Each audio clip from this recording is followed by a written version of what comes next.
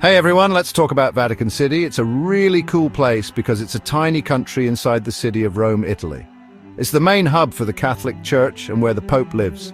Big old walls surround it, making it super important for both religion and history. Tons of people visit every year. What's really special is that it's a country within a city. It has its own government, laws, and even its own post office.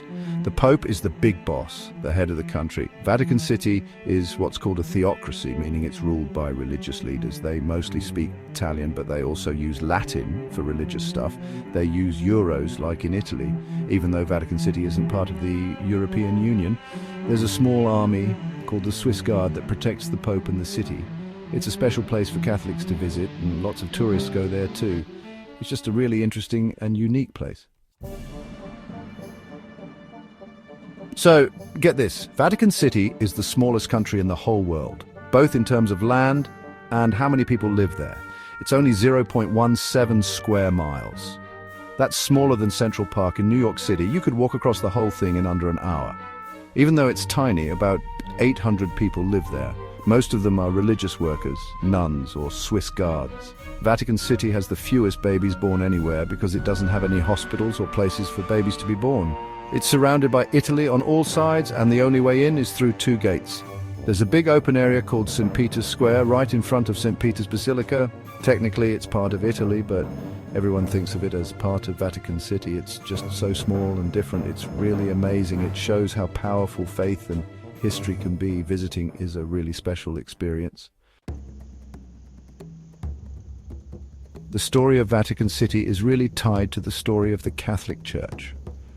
Way back in Roman times, it was a cemetery, so people thought it was sacred.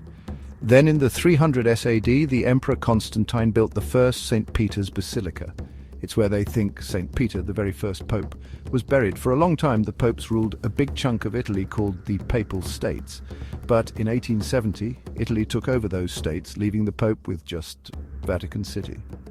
The Pope didn't agree with this and felt trapped in the Vatican. This problem wasn't fixed until 1929, when they signed the Lateran Treaty. This made Vatican City its own country and gave the Church money for losing the Papal States. That treaty is still important today. Lots of big Catholic events happened in Vatican City. One was the Second Vatican Council, from 1962 to 1965, which updated a lot of things about Catholicism. It's also where new popes are chosen. These days, Vatican City is a busy place for culture and religion. It has some of the most famous art and buildings in the world, like St. Peter's Basilica, the Vatican Museums, and the Sistine Chapel. Millions of tourists visit every year to see them. St. Peter's is a huge, awesome church. It's a perfect example of Renaissance architecture, and Michelangelo designed its huge dome. The Vatican Museums have a massive collection of art and old objects, including famous works by Michelangelo, Raphael, and Leonardo da Vinci.